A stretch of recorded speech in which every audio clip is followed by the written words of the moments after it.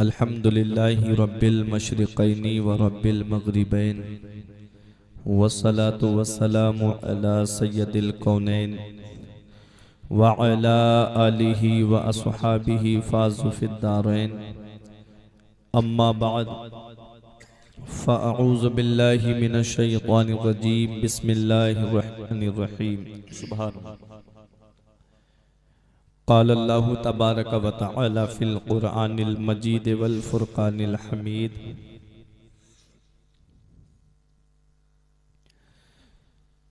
इन औलियाउहु इल्लल मुत्तक़ून।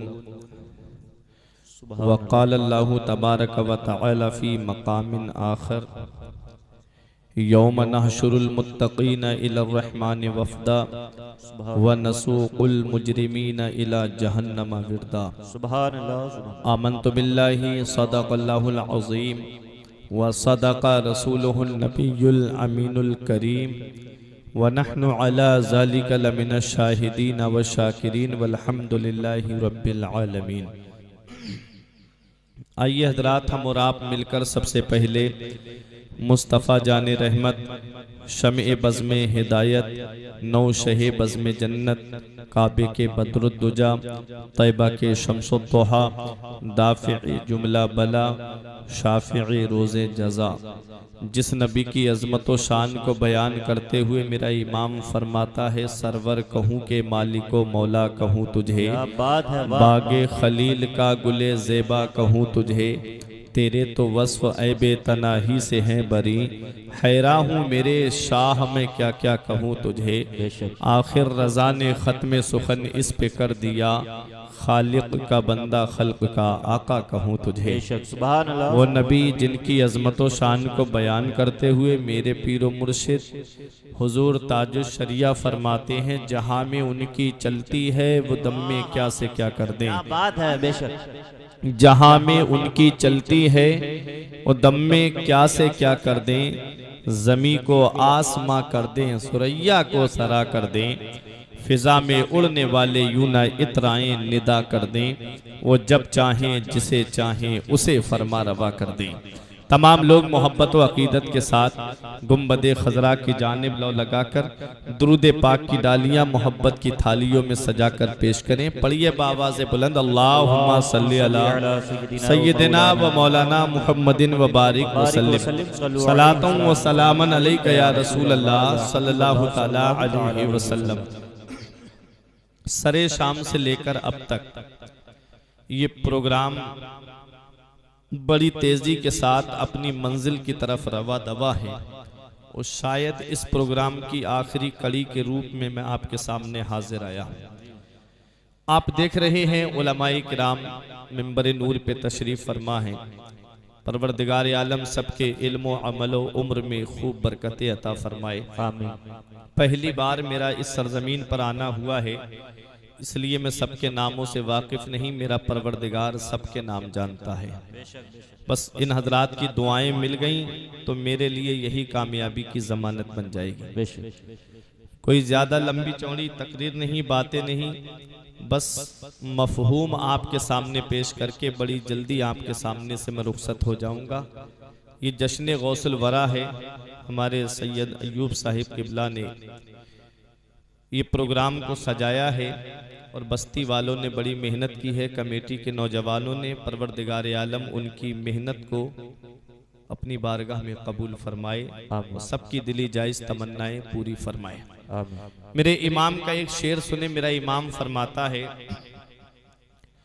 नबवी में अलबी फसल बतूली गुलशन, नबवी में अलबी फसल बतूली गुलशन, हसनी फूल हुसैनी है महकना तेरा, हसनी फूल हुसैनी है महकना तेरा। ये उलमाए किराम तशरीफ फरमा है। सबकी तवज्जो का मैं तालिब। आला हजरत अजीमुल बरकत वो शख्सियत है कि आला हजरत अजीमुल बरकत को 50 से जायद उलूम पर महारत ताम्मा हासिल थी। और अब जो तहकीक की है अहले तहकीक ने, तो ये बात बयान की कि आला हजरत अजीमुल बरकत की ज़ात वो ज़ात है जिनको 100 से ज़्यादा उलूम पे महारत ताम्मा हासिल थी। आला हजरत के इस शेर को समझने के लिए, आला हजरत के इस शेर को समझने के लिए हमको उस इल्म की ज़रूरत है जिसका ताल्लुक खेती बाड़ी से है, जिसको इंग्लिश में एग्रीकल्चर कहते हैं। खेती बाड़ी से जिसका ताल्लुक है।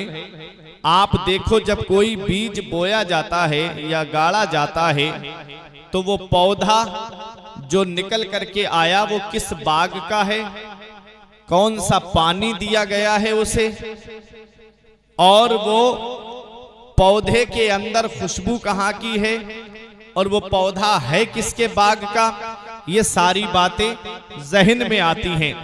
आला हजरत फरमाते हैं, नबवी में अलबी फसल बतूली गुलशन, हसनी फूल हुसैनी है महकना तेरा। ये फूल जो कस्बा जीलान के मोहल्ला नीफ में खिला है, ये किसके बाग का फूल है और इस फूल को किससे सींचा गया है? तो मेरा इमाम कहता है, ये हसनी फूल जो कस्बा जीलान में खिला है, ये नबवी में मदीने वाले मुस्तफा की बारिश रहमत ने इसे सींचा है। अलबी फसल मौला अली शेरे खुदा के गुलशन में ये सजा है, और बतूली गुलशन हजरत फातिमा ज़हरा के हसीन गुलशन में ये सजा है। और ये फूल इमाम हसन का है, और इसमें जो खुशबू आई है वो इमाम हुसैन की खुशबू है। नारे तकबीर, नारे रिसालत, मसलके आला हजरत फैजाने गौसे आज़म। सुभान अल्लाह। नबवी में अलबी फसल बतूली गुलशन, हसनी फूल हुसैनी है महकना तेरा। आगे मेरा इमाम फरमाता है, नबवी खुर, नबवी खुर अलबी को बतूली मंजिल। आला हजरत अजीमुल बरकत ने कैसे गौसे आजम की शान को बयान किया। फरमाते, नबवी खुर अलबी को बतूली मंजिल, हसनी चांद हुसैनी है चमकना तेरा। हसनी चांद हुसैनी है चमकना तेरा। हजरात, इस शेर के अंदर मेरा इमाम वो बयान फरमा रहा है। आला हजरत फरमाते, नबवी खुर, ये खुर जो है ये खुर्शीद का मुखफ़्फ़फ़ है। दूसरे शेर में मेरे इमाम ने कहा था, इशारे से चांद को चीर दिया, छुपे हुए खुर को फेर लिया, गए हुए दिन को असर किया, ये ताबो तबा तुम्हारे लिए। तो खुर के माना आते हैं सूरज। मेरा इमाम कहता है, नबवी खुर अलबी को बतूली मंजिल, हसनी चांद हुसैनी है चमकना तेरा। हजरात, अब ये उलमाए किराम जानते हैं कि सूरज की रोशनी उसकी अपनी रोशनी है, और चांद और सितारों के अंदर जो रोशनी है वो उनकी अपनी रोशनी नहीं है। उनके अंदर जो रोशनी है वो सूरज की रोशनी है, और जो चांद है वो साफ शफाफ आईने की तरह है। जैसी सूरज की रोशनी पड़ती जाती है, चांद चमकता जाता है। इसमें मेरा इमाम जो है वो इल्मे नुजूम को बयान फरमा। इल्मे नुजूम में आला हजरत को बड़ी महारत ताम्मा हासिल थी। आला हजरत अजीमुल बरकत घड़ी को, दिन को सूरज और रात को चांद देख करके मिला लिया करते थे। आज हम एक दूसरे से टाइम पूछते हैं, भाई तुम्हारी घड़ी में क्या टाइम हुआ, तो आप बताते हो कि 1 बजा है, तो हम अपनी घड़ी आपसे पूछ के मिलाते हैं। आला हजरत को वो महारत हासिल थी इल्मे नुजूम में, रात को चांद देख करके अपनी घड़ी मिला लेते थे और दिन को सूरज देख करके अपनी घड़ी मिला लिया करते। सुभान अल्लाह, सुभान अल्लाह। वो इल्मे नुजूम है मेरे इमाम का। एक दिन बदायूं शरीफ में आला हजरत ने फजर की नमाज पढ़ाई, किरत लंबी हो गई, तो लोग इस शायबे में पड़ गए कि सूरज निकल आया, उजाला फैल चुका था। आला हजरत ने जब सलाम फेरा तो इरशाद फरमाया, अभी सूरज निकलने में इतने मिनट और इतने सेकंड बाकी है। सुभान अल्लाह। ये इल्मे नुजूम था आला हजरत का। इस शेर के अंदर मेरा इमाम फरमाता है, नबवी खुर अलबी को बतूली मंजिल, हसनी चांद हुसैनी है उजाला तेरा, हसनी चांद हुसैनी है उजाला तेरा। हजरात, तो इमामे हसन का ये चांद है और उजाला इमामे हुसैन का है। और ये चांद चमका कैसे है? तो इस चांद को मदीने वाले मुस्तफा, मदीने वाले मुस्तफा जिनसे सारा जहान रोशन है, मदीने वाले मुस्तफा के सदके में सबको चमक मिली है। ये कस्बा जीलान में जो विलायत का चांद निकला है, इस चांद को जो रोशनी मिली है, इस चांद को जो चमक मिली है, वो मदीना मुनव्वरा से मिली है, मदीने वाले मुस्तफा से मिली है। हजरात, तो ये मेरा इमाम फरमाता है, नबाबी खुर अलबी कुह बतूली मंजिल, हसनी चांद हुसैनी है उजाला तेरा। नारे तकबीर, नारे रिसालत, मसलके आला हजरत, फैजानी आला हजरत, फैजानी हुजूर गौसे आजम, फैजानी हुजूर मखदूमे सिन्ना। सुभान अल्लाह। हजरात, तो कौन गौसे आजम है? इससे पता चला कि ये इमामे हसन का फूल है और इस फूल में खुशबू इमामे हुसैन की है। और इमामे हसन गौसे आजम के सिलसिलाए नसब को आप देखें, शजराए नसब को जब आप देखेंगे तो वालिद की तरफ से इमामे हसन से मिलता है, इसीलिए हसनी फूल का मेरे इमाम ने, और वालिदा की तरफ से इमामे हुसैन से मिलता है। हजरात, ये फूल बगदाद की सरजमीन पे जाने से पहले कस्बा जीलान के मोहल्ला नीफ की सरजमीन पे जो खिला है, आज हम दुनिया का जायजा लेते हैं तो आज हमने दुनिया का जायजा लेकर के देखा तो पता चलता है कि जैसा बाप होता है और जैसी माँ होती है, औलाद पर उसका बहुत गहरा असर पड़ता है।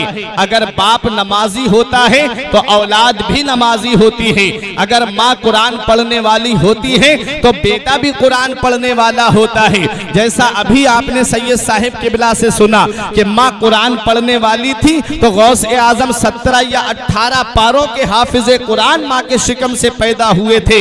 ये तो आज हमने सोच रखा है, हम चाहे कितनी भी चोरी और डकैती करें मेरी औलाद नेक हो जाएगी, हम चाहे कितना भी दूसरों का हक मार करके पैसा जमा करें मेरी औलाद जो है वो परहेजगार हो जाएगी। ये आज हमने सोच रखा है, हम चाहे कितना भी खैनी और गुटखा खाएं मेरी औलाद गुटके को हाथ नहीं लगाएगी। ये तो आज हमने सोच रखा है, हम चाहे कितनी भी बीड़ी और सिगरेट पिए मेरी औलाद बीड़ी और सिगरेट को हाथ नहीं लगाएगी। ये आज हमने सोच रखा है, हम चाहे कितनी भी शराब पिए मेरी औलाद जो है वो बियर या शराब को हाथ नहीं लगाएगी। आज हम मन की गुलामी करते हैं। इतना याद रखना प्यारे मुसलमानों, जैसा बाप नेक होता है तो औलाद भी नेक होती है, बाप परहेजगार होता है तो औलाद भी परहेजगार होती है। आओ जरा गौसे आजम की शख्सियत को समझने से पहले आओ जरा गौसे आजम के बैकग्राउंड को आप देखो। नौजवान तुम्हारे यहाँ पर भी हैं, नौजवान हमारे यहाँ पर भी हैं, लेकिन आज के नौजवानों को देखो, ये हमारे बुजुर्ग बताएंगे, ये उलमाए किराम आपको बताएंगे। आप शाम के वक्त में कभी जाकर के देखना, यही मेरी बस्ती का नौजवान है, नाली के किनारे बैठ करके मोबाइल चलाता हुआ नजर आएगा, कोई व्हाट्सएप देखता नजर आएगा, कोई फेसबुक पे गंदी तस्वीरें देखता नजर आएगा, कोई इंस्टाग्राम पे गंदी तस्वीरें शेयर करता नजर आएगा, कोई है कि ट्विटर पे अपनी निगाहें गंदी करता नजर आएगा। आज हमारे यहाँ के नौजवान हैं जिनको ना तो नमाज से मतलब है, जिनको ना तो रोजे से मतलब है, इल्ला माशा अल्लाह। लेकिन आओ जरा देखो, नौजवान हमारे यहाँ पर भी है और एक वो नौजवान था जो दरिया के किनारे लेटा हुआ है, भूख की शिद्दत ने बेचैन कर दिया, भूख की शिद्दत ने बेकरार कर दिया। आओ उसकी शान तो जरा देखो, रात को भी अल्लाह की इबादत करता है, इनको भी अल्लाह की इबादत करता है, दरिया के किनारे है, भूख की शिद्दत ने जब बेचैन कर दिया, सोचा लाओ दरिया में कोई मुबाह चीज मिल जाएगी, उठा करके उसे खा लूंगा। अचानक से दरिया में एक सेब बहता हुआ हुआ नजर आया। आपने उस सेब को उठाया और सिर्फ एक लुकमा खाया था, अंदर से तकवे ने झंझोड़ दिया, परहेजगारी ने झंझोड़ दिया। ए अबू सालेह, ये तुमने क्या कर दिया? तुमने ये सेब खाया है, ये किसी बाग का होगा और बाग का कोई मालिक होगा, तुमने बगैर मालिक की मर्जी के ये सेब खाया है।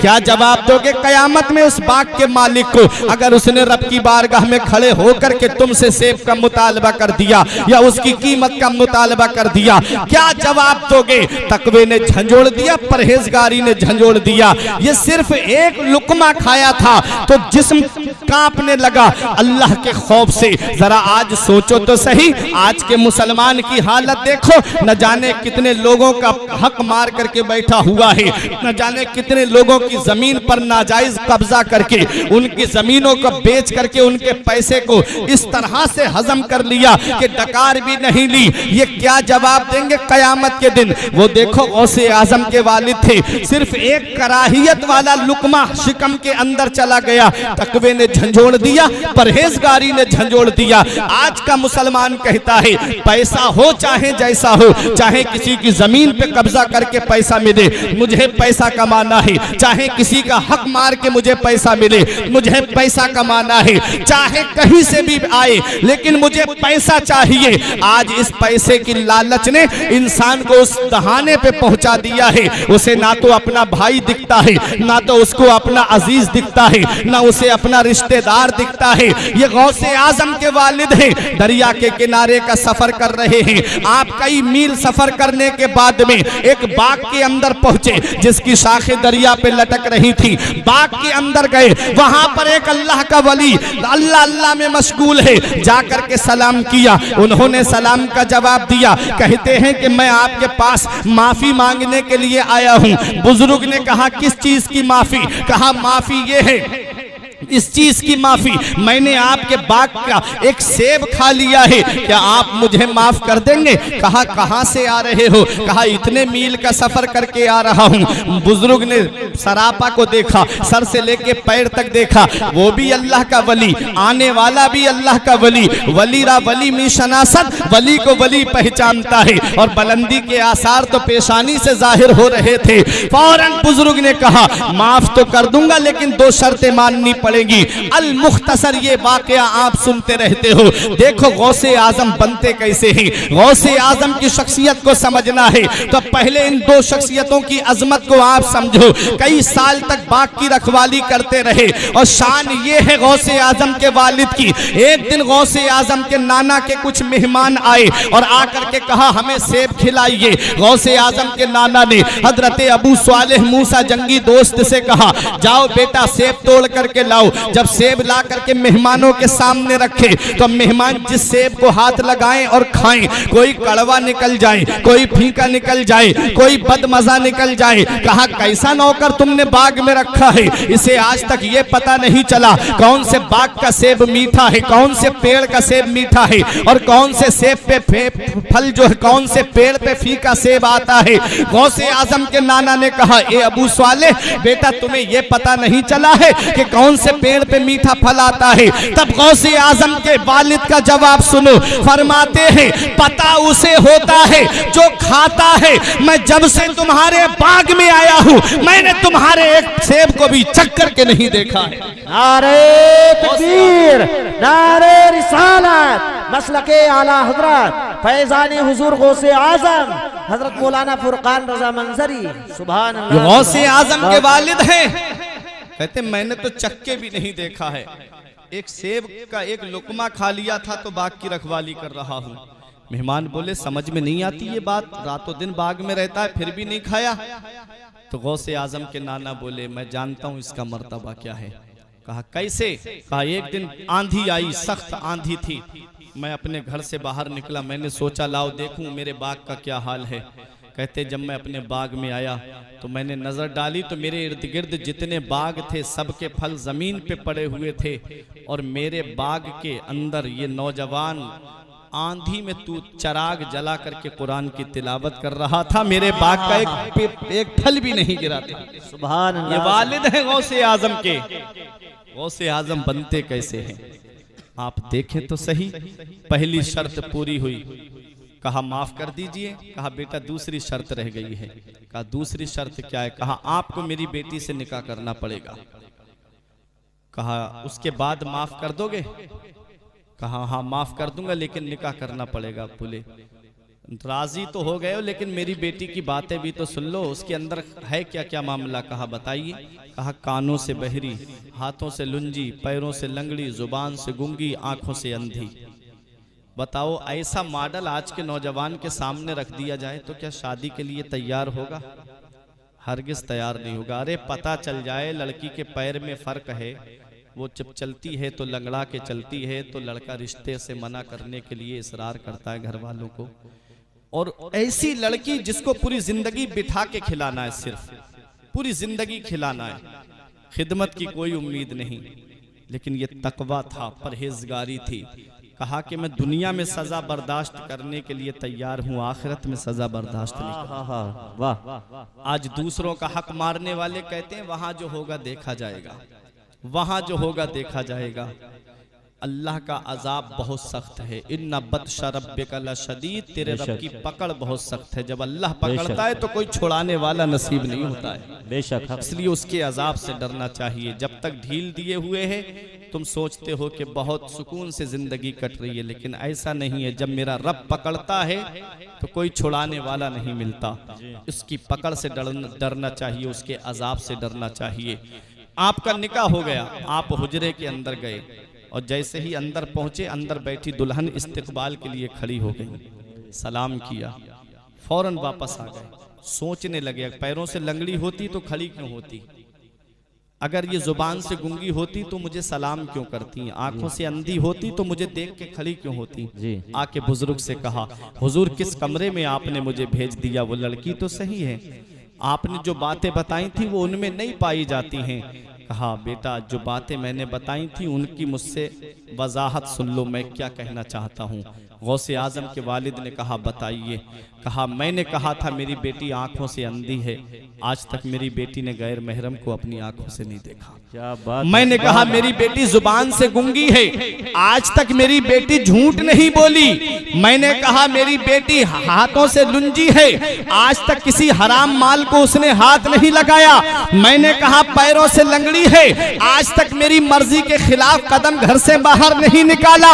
अरे जब बाप इतना नेक हो जो एक सेब की खातिर कई साल तक बाग की रखवाली करे और दिन को भी अल्लाह की इबादत करे, रात को भी अल्लाह की इबादत करे, और माँ की शान ये है कि कभी जिंदगी में झूठ नहीं बोली, तो ऐसे हसीन गुलशन में जो फूल खिला उसी फूल को दुनिया वाले कुतुब रब्बानी के नाम से जानते हैं, महबूब सुबहानी के नाम से जानते हैं, शहबाज लामकानी के नाम से जानते हैं, पीर लासानी के नाम से जानते हैं, उसी को दुनिया वाले गौसे आजम के नाम से जानते हैं। मेरे इमाम की नजर पड़ी तो बरेली से पुकार के कहते हैं वाह क्या मर्तबा ऐ गौस है बाला तेरा, वाह क्या मर्तबा ऐ गौस है बाला तेरा, ऊंचे ऊंचों के सरों से कदम आला तेरा। नारे तकबीर, नारे रिसालत, मसलके आला हजरत, उलमाए अहले सुन्नत, फैजानी हुजूर गौसे आजम, फैजानी हुजूर मखदूमे सिमना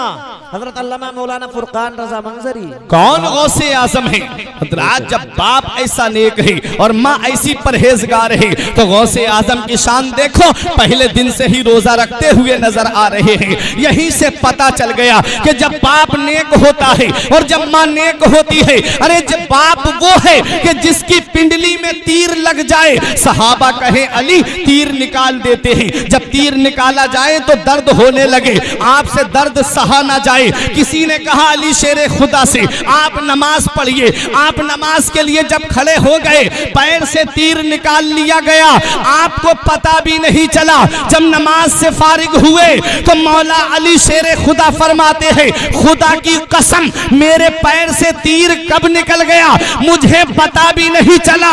जब बाप ऐसी इबादत करने वाला हो और माँ की ये शान हो जो सर्दी की लंबी लंबी रातों में कहे मौला इतनी लंबी रात बना दे ताकि तेरी बंदी फातिमा दिल खोल के तेरी इबादत कर सके।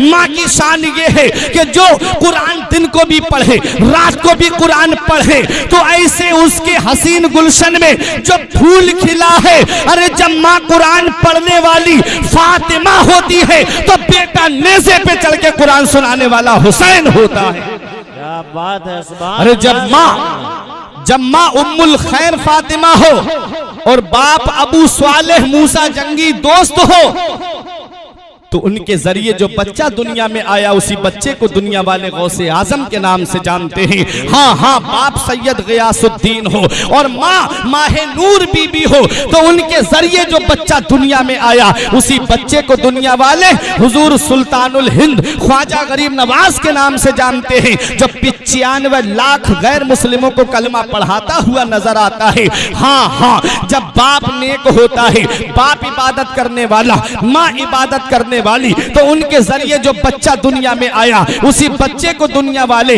बाबा फरीदुद्दीन गंजे शकर के नाम से जानते हैं।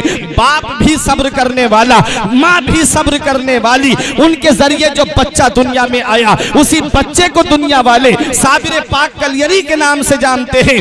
बाप वो है जो बादशाह होने के बावजूद कभी नमाज को कज़ा ना करे और माँ वो है जो दिन को भी अल्लाह की इबादत करे रात को भी अल्लाह की इबादत करे। तो उनके जरिए जो बच्चा दुनिया में आया है उसी बच्चे को दुनिया वाले तारिकुस सल्तनत हुजूर मखदूम अशरफ जहांगीर सिमनानी के नाम से जानते हैं। हाँ हाँ, जब बाप नेक होता है और जब माँ परहेजगार होती है उनके जरिए जो बच्चा दुनिया में आया उसी बच्चे को दुनिया वाले हुजूर वारिस पाक के नाम से जानते हैं। अरे बाप भी अपने वक्त का मुफ्ती हो और माँ की शान ये है कि जो इबादत करने में कभी सुस्ती ना बरते तो उनके जरिए जो बच्चा दुनिया में आया उसी बच्चे को दुनिया वाले आला हजरत के नाम से जानते हैं। अरे बाप जब आला हजरत जैसा हो और माँ अल्लाह की इबादत करने वाली हो उनके जरिए जो बच्चा दुनिया में आया उसी बच्चे को दुनिया वाले हुज्जतुल इस्लाम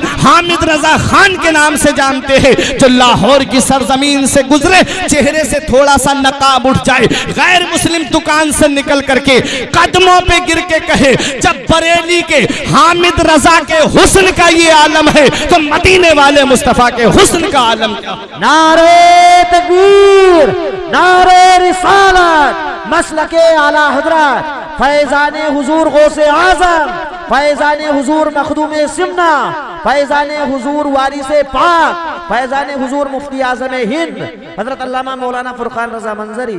सुभान अल्लाह। अरे जब बाप आला हजरत जैसा हो और माँ अल्लाह की इबादत करने वाली हो तो उनके जरिए जो बच्चा दुनिया में आया उसी बच्चे को दुनिया मुफ्ती आजम हिंद के नाम से जानती है। अब ये उलमाए किराम अपनी दुआओं से नवाजेंगे। बाप मुफस्सिरे कुरान हो, बाप कुरान की तफसीर ऐसी बयान करे कि लोगों का ईमान ताजा हो जाए और माँ वो है जो अपने जेवर गिरवी रख करके मंजरे इस्लाम के मुदर्रिसीन की तनख्वाह अदा कर दे तो उसके शिकम से जो बच्चा दुनिया में आया है उसी बच्चे को दुनिया वाले ताजो शरिया के नाम से जानते हैं। सुभान अल्लाह, सुभान अल्लाह। जब बाप नेक होता है, जब माँ नेक होती है, जब बाप मुत्तकी होता है और जब माँ मुत्तकिया होती है तो औलाद भी नेक होती है, औलाद भी परहेजगार होती है। ये तो आज हमने सोच रखा है, हम चाहे कितनी भी बुराइयों को आबाद करें लेकिन हमारी औलाद नेक हो जाएगी। आओ जरा देखो, बाप अबू स्वाले हैं और माँ उम्मुल खैर फातिमा है तो बेटा पहले दिन से ही रोजा रखता हुआ नजर आता है। अभी आपने उलमाए किराम से सुना, सैयद साहिब किबला से सुना, लेकिन आज मैं एक अहम पैगाम दे के आपके सामने से रुखसत होना चाहता हूँ। आपने सुना कि गौसे आजम ने इल्म हासिल किया कस्बा जीलान के कुर्बो जवार में, फिर बगदाद आप तालीम हासिल करने चले गए। यहाँ पहुँच के एक अहम बात बता रहा हूँ, गौसे आजम जब पैदाइशी वली थे, गौसे आजम जब मादरजाद वली थे, तो गौसे आजम को क्या जरूरत थी मदरसा जाने की, गौसे आजम को क्या जरूरत थी तालीम हासिल करने की। अरे गौसे आजम सिर्फ वली ही नहीं है, वलीगर है। तब तक कोई वली बनता ही नहीं है जब तक गौसे आजम के दस्तखत नहीं हो जाते हैं। गौसे आजम की वो शान है, तो सोचो उन्हें मदरसा जाने की क्या जरूरत थी। ये एक पैगाम है, ये गौसे आजम की तालीम हमें एक दर्स दे रही है। गौसे आजम कहाँ पढ़ने गए हैं? उलमा के पास गए हैं, आलिमों के पास गए हैं। गौसे आजम आलिमों के पास तालीम हासिल करने गए और गौसे आजम की बारगाह में उलमाए किराम आए हैं विलायत हासिल करने के लिए। ये एक पैगाम दिया जा रहा है उन जाहिल पीरों को जो कहते हैं मौलवियों का रास्ता अलग है और पीरों का रास्ता अलग है। ये गौसे आजम एक पैगाम दे रहे हैं उन जाहिल पीरों को जो कहते हैं ये मौलवियों का तो काम है बोलना। वह मस्जिद के बराबर में 8 दिन ठहरा रहेगा ये जाहिल पीर और एक वक्त की नमाज पढ़ने मस्जिद में नहीं जाएगा। पूछा जाए भाई तुम्हारी दाढ़ी इस लायक नहीं है जो सुन्नत के मुताबिक हो, कहता है अरे जाओ मौलवियों का रास्ता अलग है और हमारा रास्ता अलग है। उनसे कहा जाए नमाज क्यों नहीं पढ़ी, कहते हैं कि अरे नमाज क्या है, बस आंखें बंद करो, सीने की तरफ अपनी नजर करो और मुर्शिद की तरफ ध्यान लगा लो, यही सबसे बड़ी इबादत है। माज़अल्लाह, ये ऐसे कौल मैंने खुद अपने कानों से सुने हैं। जब पूरब इलाके के अंदर कभी जाना होता है प्रोग्राम में, ऐसा ऐसा जाहिल पीर कि उसके पास में बैठ जाओ तो बदबू से पूरे कमरे के अंदर नाक नहीं दी जाती है, बाहर निकलने को आपका जी चाहेगा। और एक औरत इधर पैर दबा रही है, दूसरी औरत इधर पैर दबा रही है। ये पीर है, आप जरा सोचो तो सही, जो शरीयत पे नहीं चलता, जो नबी की हदीस पे अमल नहीं करता, जो कुरान के फरमान पे अमल नहीं करता। आज लोग उसके हाथ चूम रहे हैं, आज लोग उसके पैर चूम रहे हैं, जिसकी दाढ़ी नहीं उसके लोग हाथ चूम रहे हैं। हालांकि ये कायदा बयान किया जाता है तौहीनुल फासिक वाजिबुन, फासिक की तौहीन वाजिब है, व ताज़ीमुहु हरामुन, और उसकी ताज़ीम करना हराम है। चेहरे पे सुन्नते रसूल नहीं, ये सुन्नते मुतवातिरा है। मदीने वाले मुस्तफ़ा की सबसे महबूब सुन्नत है दाढ़ी, वो चेहरे पे सजी हुई नहीं, लोग उसके हाथ चूम रहे हैं, लोग उसके पैर चूम रहे हैं। बताओ ये कैसे पीर हो सकता है जो नबी की सुन्नत पे अमल ना करे? ये कैसा पीर है जो नबी के फरमान पे अमल ना करे? मुझे तो उन सादाते किराम के बारे में जब मैं देखता हूँ तो मेरे कानों में से एक अलग किस्म की आवाज आती है कि मैं सोच में पड़ जाता हूँ। अल्लाह तबारक व तआला ने इनको इतना बड़ा मकाम दिया कि ये नबी के खानदान के हैं, सादाते किराम हैं। उनको तो चाहिए था कि नाना मुस्तफ़ा की महबूब सुन्नत को अपने चेहरे पे सजा लेते। ये तो खानदान का मामला है, खानदान को खानदान से बहुत मोहब्बत होती है, वह मकाबिल दूसरे के। इतना याद रखना प्यारे मुसलमानों, इतना याद रखना, दिल की तख्ती पे लिख करके ले जाना, जो सुन्नते रसूल को चेहरे पे नहीं सजाता है, इतना याद रखना कब्र में जब वो जाएगा तो मदीने वाले मुस्तफ़ा उससे अपना चेहरा अनवर फेर लेंगे। जब नबी अपना चेहरा फेर लेंगे तो कौन है जो कब्र में उसके काम आएगा? मेरा इमाम कहता है उनको रहम आए तो आए वरना, उनको रहम आए तो आए वरना, वो कड़ी मार है क्या होना है, छुप के लोगों से किए जिसके गुनाह वो खबरदार है क्या होना।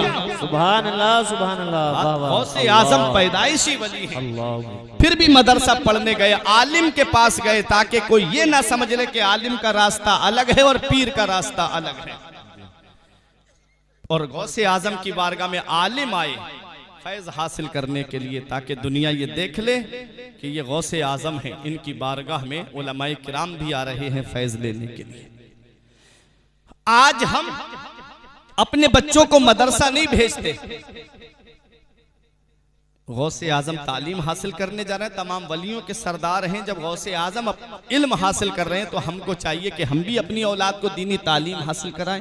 बेशक, लेकिन आज मदरसों की तरफ हमारा रुख नहीं है।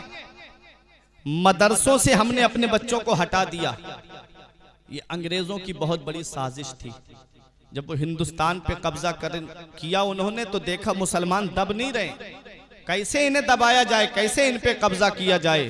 तो उन्होंने सबसे पहले जो गेम खेला था वो ये खेला था कि गवर्नमेंटी स्कूल खुलवाए, उसमें वजीफे लगवाए, और फिर उसमें जो है मुसलमानों के बच्चों को लालच दिया गया कि आओ और वजीफे दिए जाएंगे। बच्चे मुसलमानों के स्कूल की तरफ चले गए, मदरसे का रुख मोड़ दिया उन्होंने। यही वजह है कि न नबी की सीरत को पढ़ा, न सहाबा की सीरत को पढ़ा, न वलियों की हिस्ट्री को जाना। दिल से नबी की मोहब्बत कम होती चली गई।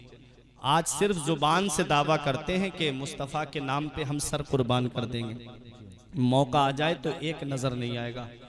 जो नबी के नाम पे 1-1.5 घंटा यहाँ नहीं बैठ सकता, वो क्या नबी के नाम पे गर्दन कटाए। सोचने वाली बात है।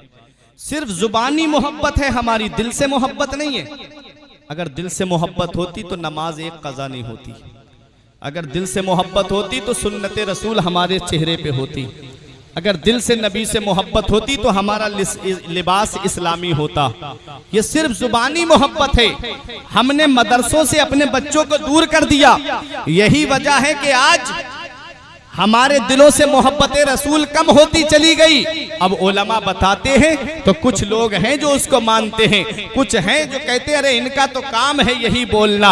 आज अमीरों के बच्चे मदरसे में नहीं मिलेंगे, गरीबों के बच्चे मदरसे में मिलेंगे। जिसकी नाक नहीं संभलती, जिसका लिबास बोसीदा, उसे मदरसे के अंदर भेज दिया या मस्जिद में इमाम साहब के पास भेज दिया, जा बेटा मदरसे पढ़ने के लिए जा। और जो बच्चा खूबसूरत है, समझदार है, होशियार है, उसकी पीठ पे बस्ता लादा और उसे स्कूल की तरफ भेज दिया। ये आज हमारी ज़हनियत है। लेकिन अल्लाह की शान देखो, चंद साल नहीं गुजरते, जिस बच्चे को तुमने कुंद ज़हन समझा, जिस बच्चे को तुमने गबी समझा, जिस बच्चे को तुमने बोसीदा समझा, जिस बच्चे को तुमने बदसूरत समझा, चंद साल नहीं गुजरते हैं, अल्लाह के कुरान की बरकत देखो, वो इन उलमाए किराम के पास आता है और चंद सालों में वो हाफिज़े कुरान बन करके मुसल्ले पे खड़ा होकर के अपनी कौम को नमाज पढ़ाता नजर आता।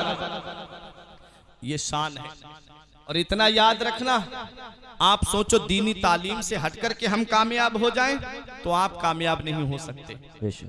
दीनी तालीम से आप मदरसों से अपने बच्चों का रुख मोड़ दीजिए, ईमान बचाना मुश्किल हो जाएगा। यूनिवर्सिटीज के अंदर जाइए, कॉलेज के अंदर जाइए, ईमान बचाना मुश्किल हो जाएगा। ऐसे ईमान के लुटेरे बैठे हुए हैं।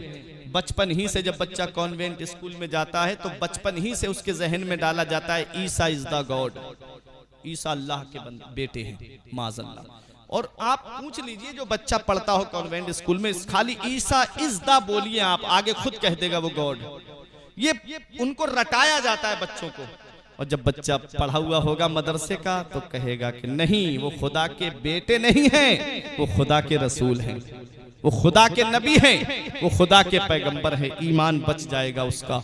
आप मदरसों की तरफ अपने बच्चों को रुख कराइए, अपने बच्चों को दीनी तालीम दीजिए। हाँ, मैं जानता हूँ बच्चा आलिम बन गया, मौलवी बन गया, हाफिज बन गया तो पैसे जरूर कम कमाएगा, लेकिन तुमको वो ताज अल्लाह तबारक व तआला इन उलमा के जरिए अता फरमाएगा, हाफिज के जरिए, आलिम के जरिए, जिसकी रोशनी आसमान के चांद और सूरज से ज्यादा होगी।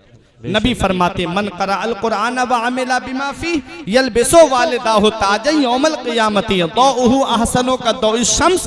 मेरे नबी फरमाते जो कुरान पढ़े और उस पर अमल करे, अल्लाह ताला क़यामत में उसके माँ बाप को ऐसा ताज अता फरमाएगा जिसकी रोशनी आसमान के चांदो सूरज से भी ज्यादा होगी। तो बच्चों को दीनी तालीम दो। और इतना याद रखना मेरे बुजुर्गों, ये आप भी जानते हो, ये उलमाए किराम भी जानते हैं, आज जिस औलाद को मोबाइल चलाने से फुर्सत नहीं मिलती, आप क्या उम्मीद कर सकते हो कि मरने के बाद वो तुम्हारी कब्र पे जाकर के सूरह यासीन पढ़ देगी।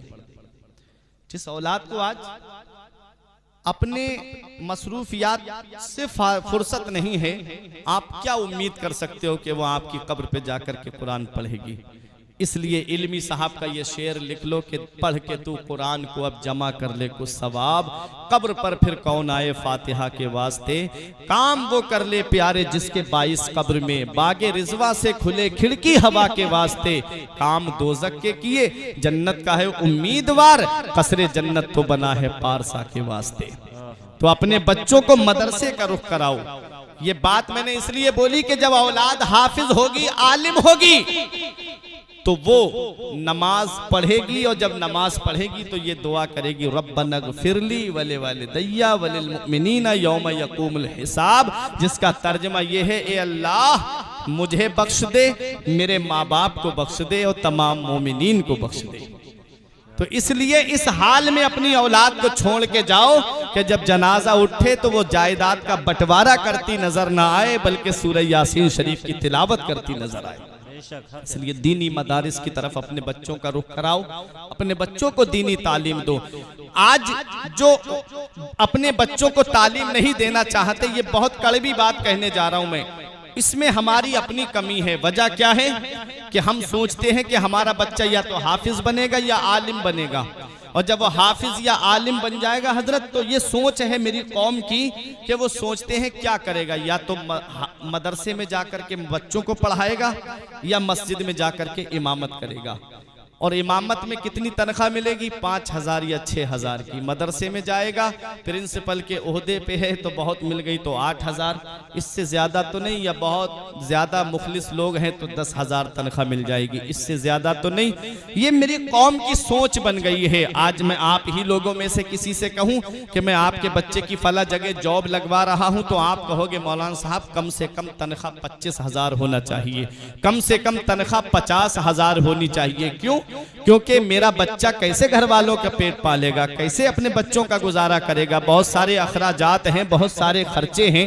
ये बात हम अपने बच्चे के लिए सोच रहे हैं, लेकिन कभी सोचा हमारी मस्जिद में जो इमाम आया है, क्या उसके अखराजात नहीं हैं? क्या उसके बीवी बच्चे नहीं हैं? क्या उसके भाई बहन नहीं हैं? क्या उसके माँ बाप नहीं हैं? क्या उसका कोई खर्चा नहीं है? आज हमारे घरों का हाल देखो तो सारी फैसिलिटी हमारे घर में मौजूद है, और इमामों का हाल देखो तो बाथरूम भी बना हुआ नहीं है, वो दूसरे के यहाँ पर जाकर के बाथरूम के लिए जाते हैं। मैंने अक्सर मस्जिदों में देखा है।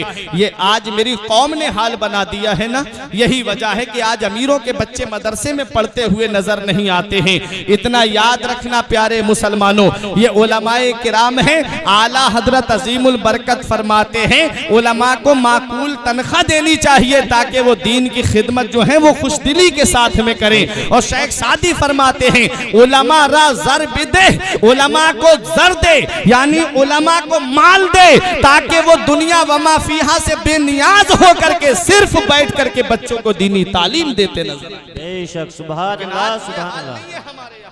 अगर ईद के मौके पे मुतवल्ली साहब ने 1,000 तनख्वाह बढ़ा दी तो कई मुक्तदियों के पेट में दर्द शुरू हो गया। अरे क्या जरूरत थी, 5,000 मिल तो रहे थे, 6,000 मिल तो रहे थे। ये हाल हो गया आज मेरी कौम का।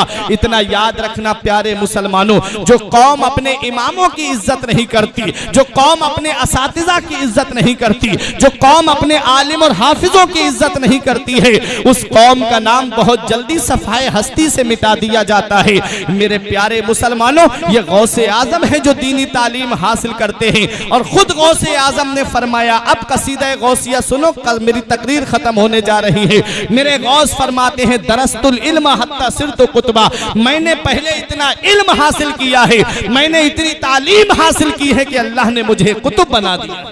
सुभान अल्लाह, अल्लाह ने मुझे कुतुब बना दिया। वाह वाह वाह। अब मेरे गौस फरमाते हैं कुल्लो वलीगिन कुल्लो नबीगिन लहू कदमुन, मेरे गौस ने फरमाया कुल्लो वलीगिन लहू कदमुन, हर वली एक पैगंबर के नक्शे कदम पे होता है। वह इन्नी अला कदमिन नबी ये बदरिल कमाली, और मैं मदीने वाले मुस्तफ़ा के नक्शे कदम पे। कुल्लो वली लहू कदम, हर वली के लिए एक पैगंबर का नक्शे कदम होता है। अब यहां पहुंच करके ये बता दूं, मेरे गौसे आजम किसके नक्शे कदम पे हैं? गौसे आजम मदीने वाले मुस्तफ़ा के नक्शे कदम पे हैं। इसी को मेरा इमाम कहता है, तू हसनी हुसैनी क्यों ना मुहियुद्दीन हो, ऐ खिजर मजमाए बहरैन है दरिया तेरा। मेरे गौसे आजम मदीने वाले मुस्तफ़ा के नक्शे कदम पे हैं। हजरात हुजूर मखदूम अशरफ जहांगीर सिमनानी ने हुजूर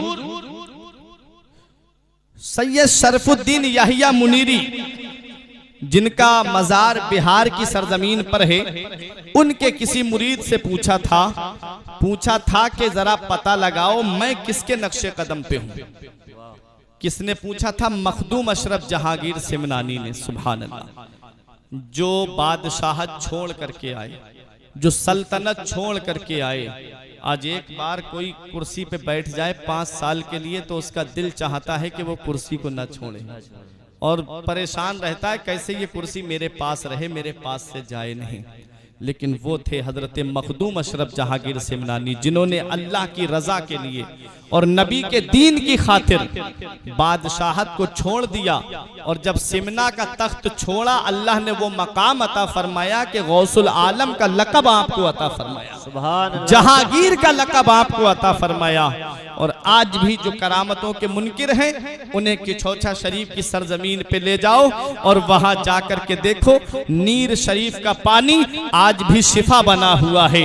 जो बीमार आता है, जिसकी बीमारी कहीं ठीक नहीं होती, वो किछौछा शरीफ की सरजमीन पे चला जाए, नीर शरीफ में एक बार गुस्ल कर ले, अल्लाह ताला मखदूम अशरफ जहांगीर सिमनानी के वसीले से उसको शिफा याब फरमा देता है।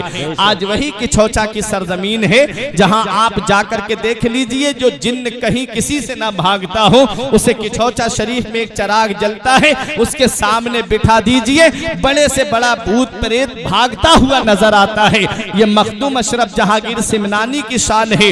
ये मखदूम अशरफ जहांगीर सिमनानी है जिन्होंने सल्तनत को छोड़ा, बादशाहत को छोड़ा, अल्लाह की रजा के लिए, दीन की नशरो इशाअत के लिए। अल्लाह ने वो मकाम अता फरमाया कि वो लेटे तो किछौछा की सरजमीन पे है, उनका जिक्र मुरादाबाद कुदरकी की सरजमीन पे हो रहा है। नारे तकबीर, नारे रिसालत, मसलके आला हजरत फैजानी हुजूर गौसे आजम, फैजानी हुजूर मखदूम सिमना हजरत मौलाना फुरकान रजा मंजरी, सुभान अल्लाह। तो अल्लाह के वली ने फरमाया हजरत मखदूम अशरफ जहांगीर सिमनानी से कि आप हजरत ईसा अलैहिस्सलाम के नक्शे कदम पे हैं, हजरत ईसा अलैहिस्सलाम के नक्शे कदम पे। सुभान अल्लाह। ये मकाम है हजरत मखदूम अशरफ जहांगीर सिमनानी का। हर वली किसी न किसी पैगंबर के नक्शे कदम पे होता है। मेरे गौस फरमाते हैं, मैं मदीने वाले मुस्तफ़ा के नक्शे कदम पे हूँ, मैं मदीने वाले मुस्तफ़ा के नक्शे कदम पे हूँ। आगे मेरे गौस फरमाते हैं, मुरीदी ला तखफ अल्लाह रब्बी अतानी रिफ़अतन निलतुल मनाली। मेरे गौस फरमाते हैं, ऐ मेरे मुरीद मत डर, अल्लाह मेरा रब है। सुभान अल्लाह। क्या फरमाया? ऐ मेरे मुरीद मत डर, अल्लाह मेरा रब है। गौसे आजम से किसी ने पूछा, जिन्होंने आपके हाथ में हाथ दे करके बैअत की है, क्या वही आपके मुरीद हैं या कयामत तक जो भी आपसे मोहब्बत करेगा वो भी आपका मुरीद है? तो मेरे गौसे आजम फरमाते हैं कि जो मुझसे सच्ची मोहब्बत करेगा, जो मेरा मुरीद होगा, जो मेरे मुरीदों का मुरीद होगा, उसको उस वक्त तक मौत नहीं आएगी जब तक अल्लाह ताला तौबा की तौफीक नहीं दे देगा। ये मकाम मिला है तो गौसे आजम के मुरीदों को और उनके मुरीदों के मुरीदों को मिला है। इसी को मेरा इमाम कहता है, कादरी कर कादरी रख, कादरियों में उठा, कदरे अब्दुल कादरे कुदरत नुमा के वास्ते। हजरात, ये गौसे आजम है। आप फरमाते हैं कि मैंने अपने रब से वादा लिया है और मेरे रब ने मुझसे वादा किया है कि मेरे रब ने मुझसे वादा किया है कि आपका जो भी मुरीद होगा या आपके मुरीदों का मुरीद होगा, मैं उस वक्त तक उसे मौत नहीं दूंगा जब तक उसे तौबा की तौफीक नहीं दे दूंगा। सुभान अल्लाह। ये गौसे आजम की शान है। आप गौसे आजम का जिक्र सुन रहे हो, आप गौसे आजम का चर्चा सुन रहे हो, आप गौसे आजम का नाम ले रहे हो। गौसे आजम फरमाते, मुरीदी ला तखफ अल्लाह रब्बी अतानी रिफ़अतन निलतुल मनाली। ऐ मुझसे मोहब्बत करने वाले मेरे मुरीद मत डर, अल्लाह मेरा रब है। हमने आलम तसव्वुर में अर्ज किया, मेरे गौसे आजम, हमारे यहाँ का उसूल तो ये है, हमारे यहाँ का तरीका तो ये है, अगर प्रधान जी कह दे मत डर तो मतलब है गाँव में मत डर, अगर चेयरमैन कह दे मत डर तो मतलब है कस्बा या तहसील में मत डर, अगर विधायक कह दे मत डर तो मतलब है जिले में मत डर, अगर सीएम कह दे मत डर तो मतलब है सूबे में मत डर, अगर पीएम कह दे मत डर तो मतलब है मुल्क में मत डर। एक गांव वाला दूसरे गांव वाले से तो डर सकता है, एक कस्बे वाला दूसरे कस्बे वाले से तो डर सकता है, एक शहर वाला दूसरे शहर वाले से तो डर सकता है, एक सूबे वाला दूसरे सूबे वाले से तो डर सकता है, एक मुल्क वाला दूसरे मुल्क वाले से तो डर सकता है। ए मेरे गौसे आजम, हम कहाँ ना डरे? क्या अपने गांव में ना डरे, या कस्बा और तहसील में ना डरे, या जिला या सूबे में ना डरे, या अपने मुल्क में ना डरे? तो गौसे आजम जवाब देते हैं, तबूली फिस समाई वल अर्दो दुक्कत, ऐ मुझसे मोहब्बत करने वाले, जिस अब्दुल कादिर का दामन तूने पकड़ा है, उस अब्दुल कादिर के चर्चे, उस अब्दुल कादिर के बुलंदी के झंडे जमीन पर भी लहरा रहे हैं और आसमान पर भी लहरा रहे हैं। ऐ मुझसे मोहब्बत करने वाले, न जमीन के ऊपर डरने की जरूरत है, न जमीन के नीचे डरने की जरूरत है। इसी को जमील कादरी कहते हैं, मुरीदी ला तखफ कहकर तसल्ली दी गुलामों को, मुरीदी ला तखफ कहकर तसल्ली दी गुलामों को, कयामत तक रहे बेखौफ बंदा गौसे आजम। सुभान अल्लाह, सुभान। फरिश्तों रोकते क्यों हो हमें जन्नत में जाने से, ये देखो हाथ में दामन है किसका, गौसे आजम।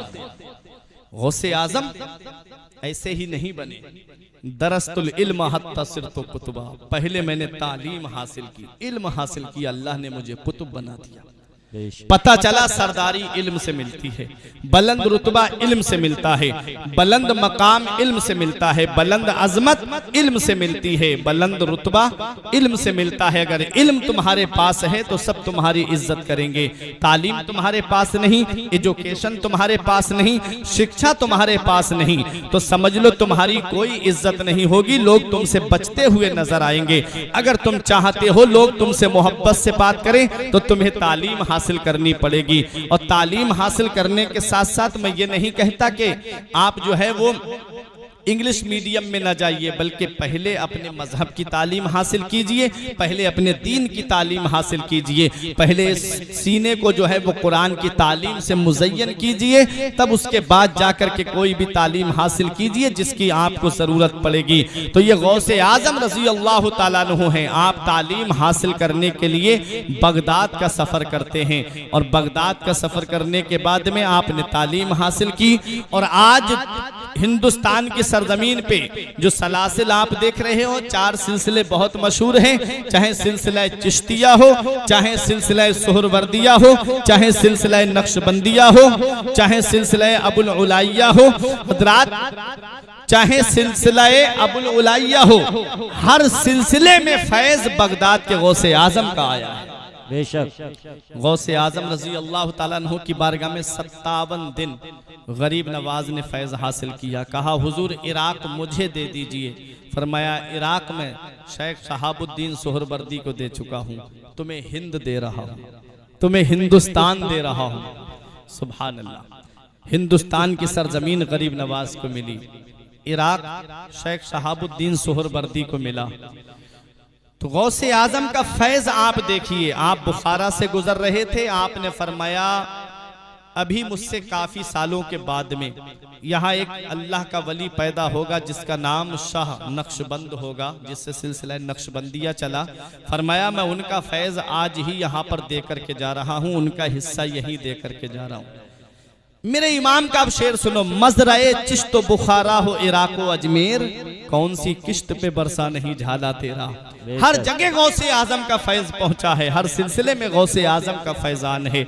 मेरा इमाम कहता है कौन से सिलसिले में फैज ना आया तेरा। आगे मेरा इमाम कहता है, मैं आला हजरत के उसी शेर पे बोल रहा हूँ। मेरा इमाम कहता है तुझसे दर दर से सगो सग से है मुझको निस्बत, मेरी गर्दन में भी है दूर का डोरा तेरा। गौसे आजम से निस्बत कैसे जोड़ रहे हैं मेरे आला हजरत। उससे पहले कहा कि तेरी सरकार में लाता है रजा उसको शफी, जो मेरा गौस है और लाडला बेटा तेरा।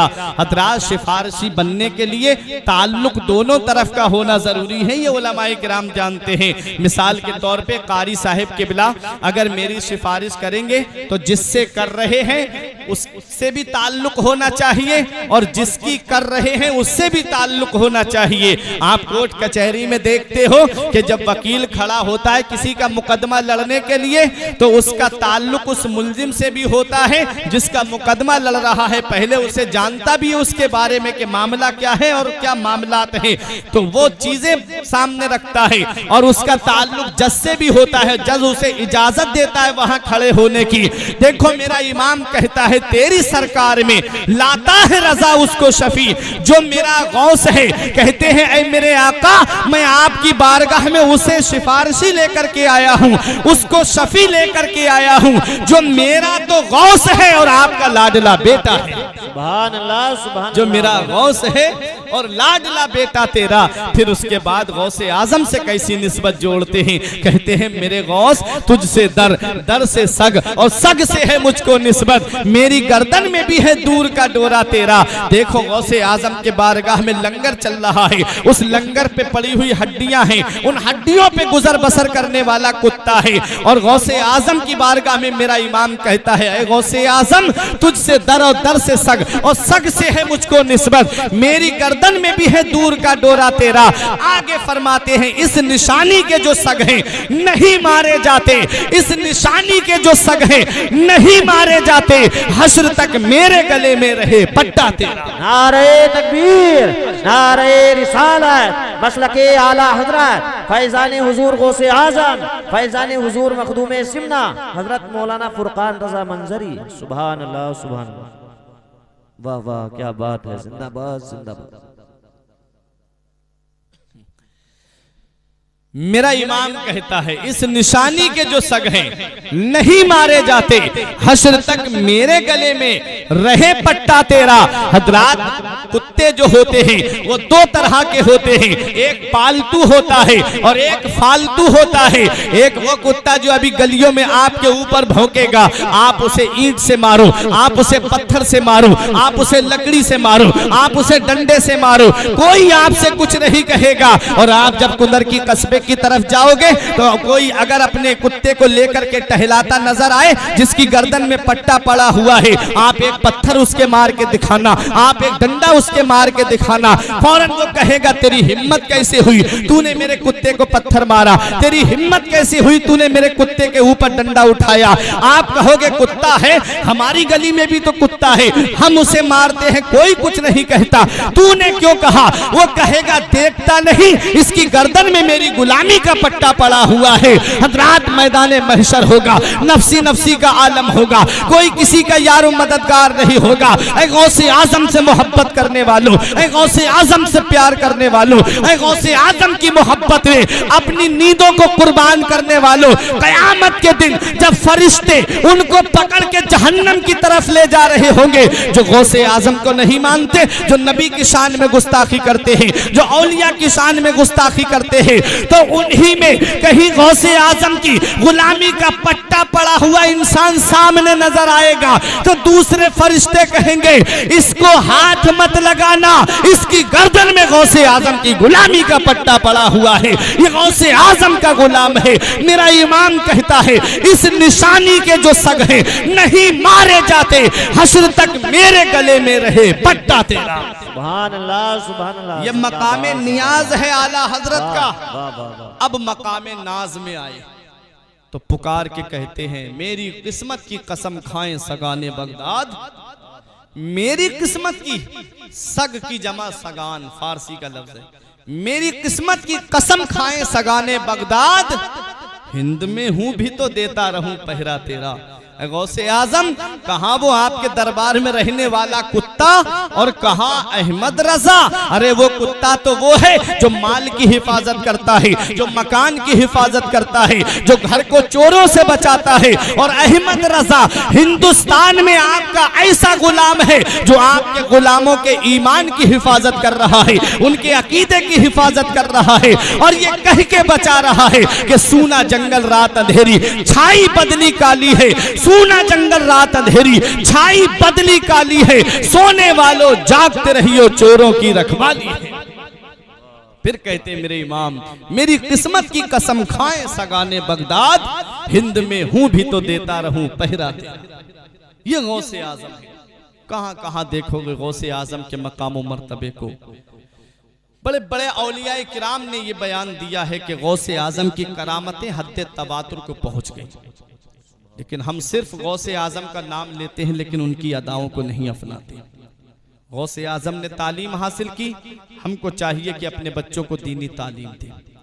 गौसे आजम ने, जैसे अभी सैयद साहिब किबला ने बताया कि गौसे आजम ने 40 साल तक इशा के वुजू से फजर की नमाज पढ़ी। क्या हमने इस पे अमल किया? हम 5 वक्त की नमाज अपनी मस्जिद में पढ़ने नहीं जाते। मस्जिदें सूनी हो गई, मदरसे सूने हो गए, और लॉकडाउन आया था तो वो ऐसे ऐसे नमाजी निकल के आए थे कि नमाज मस्जिद में ही पढ़ेंगे, और जैसे ही लॉकडाउन खुला मस्जिद के दरवाजे तलाश कर रहे हैं उन नमाजियों को, वो मुड़ के नहीं देखते मस्जिद की तरफ। क्या यही हमारी इबादत है? क्या यही हमारी नमाज से मोहब्बत है? गौसे आजम की शान तो जरा देखो। एक मुरीद ने आके कहा था, हुजूर कमाते लोग बहुत हैं लेकिन घर में बरकत नहीं हो रही है, परेशान है पूरा घर, बरकत नहीं है घर में। आपने फरमाया अपने दरवाजे पे एक पर्दा कर लेना। वो चला गया और कुछ दिनों के बाद वापस आया, इतना नजराना लेके आया, गौसे आजम की बारगाह में रख दिया। अर्ज किया, हुजूर ये नजराना कबूल फरमा लें। फरमाया किस लिए? कहा, हुजूर जो आपने नुस्खा बताया था बहुत बरकत हो रही घर में, इसको सुनो और अमल करो। नूरुल्लाह मोहल्ले में रहने वालों, कुंदरकी के जिंदा दिल मुसलमानों, गौसे आजम की शान देखो। गौसे आजम ने फरमाया मुझे इस नजराने की जरूरत नहीं है, जा गरीबों में तकसीम कर दे। उसने कहा, हुजूर ये तो मैं बांट दूंगा गरीबों में। इतना बताइए उस पर्दे में ऐसा कौन सा कमाल था कि मेरे घर में बरकत होने लगी। मेरे गौसे आजम ने फरमाया कि तेरा घर जो था वो मेन चौराहे पे था, लोग तेरे दरवाजे के सामने से गुजरते थे, आते थे जाते थे, आते थे जाते थे। उन्हीं गुजरने वालों में बेनमाजी भी गुजरा करते थे। बेनमाजी की नजर जब तेरे घर के दरवाजे पे पड़ती थी तो अल्लाह ताला ने उसकी नहूसत की वजह से तेरे घर की बरकत को खत्म कर दिया। मुझे बताओ प्यारे मुसलमानों, सिर्फ बेनमाजी की नजर पड़ जाए तो अल्लाह घर से बरकत को खत्म कर दे। जिस घर में पूरी की पूरी फैमिली बेनमाजी होगी उस घर में बरकत कहाँ से आएगी? जो रात के 2-2 बजे तक मोबाइल चलाएं, टीवी की स्क्रीन के सामने बैठ कर के फिल्में देखते रहे और सुबह को सोते रहें, सूरज निकल आए तो सूरज की लाइट उनको उठाए, बताओ उनके घर में बरकत कहाँ से होगी? एक दिन हजरत फातिमा फजर की नमाज के बाद थोड़ी देर के लिए लेट गईं। आका तशरीफ लाए, पैर का अंगूठा पकड़ करके हिलाया, इरशाद फरमाया, बेटी फातिमा फजर के बाद न सोया करो, इस वक्त अल्लाह ताला रोजी तकसीम फरमाता है। इस वक्त अल्लाह रोजी तकसीम फरमाता है। मुझे बताओ प्यारे मुसलमानों, क्या आज हम इन चीज़ों पे अमल कर रहे हैं? क्या हम फजर के बाद कुरान पढ़ते हैं? क्या हम फजर की नमाज पढ़ने जाते हैं? मैंगलोर के अंदर फजर की अजान पे पाबंदी लगवा दी गई। आज हम सोचते हैं कि ये मामला तो मैंगलोर का है, कोई हमारे यहाँ का थोड़ी है। कहीं ऐसा ना हो ये आग लगते लगते तुम्हारे घर तक पहुँच जाए। आसाम में मदरसों का सर्वे हुआ था, जांच हुई थी, हमने सोचा हमारे यहाँ का मामला थोड़ी है, लेकिन यही आग लगते लगते हमारे यहाँ तक आ गई। हम अपने बच्चों को मदरसे में नहीं भेजते, तालीम के लिए, पढ़ने के लिए नहीं भेजते। यही वजह है कि आज जो है हमारे ऊपर सर्वे किया जा रहा है, और ये इनको खबर देने वाले कौन है? ये हमारे अपने हैं जो जाकर के इनको खबर दे रहे हैं। इतना याद रखना प्यारे मुसलमानों, जब तक हम दीन से जुड़े रहे किसी की मजाल नहीं कि हमारे ऊपर उंगली उठा सके। आज हमारी मस्जिदों पे उंगली क्यों उठाई जा रही है कि मस्जिद का शिकम नमाजियों की गिज़ा से खाली हो गया। आज जुमे में तो हम बड़े तज़्को एहतशाम के साथ नमाज पढ़ने जाते हैं, लेकिन फजर में देखो तो इमाम साहब होंगे या चंद लोग उनके पीछे नमाज पढ़ने वाले होंगे। कभी कभी तो ऐसा मौका आता है कि इमाम साहब खुद ही नमाज पढ़ते हैं। ऐसा भी है, आप दिखा दूंगा मैं आपको, कई गांव ऐसे दिखा दूंगा कि बाजार का जिस दिन आता है तो असर में इमाम साहब खुद अपनी अकेले पढ़ते हैं, कोई उनके पीछे नमाज पढ़ने वाला नहीं। ऐ प्यारे मुसलमानों, ये मस्जिदें हैं, हमने इनको वीरान कर दिया, अपने घरों को सिनेमा हॉल बना दिया। कहाँ से सुकून आएगा? बस इतना सुन लिया हमने कि गौस जब तक ख्वाजा गरीब नवाज हिंदुस्तान में है मुसलमानों का कुछ नहीं होगा। ये हमने सोच लिया कि जब तक हिंदुस्तान में गरीब नवाज का आस्ताना है मुसलमानों का कुछ नहीं होगा।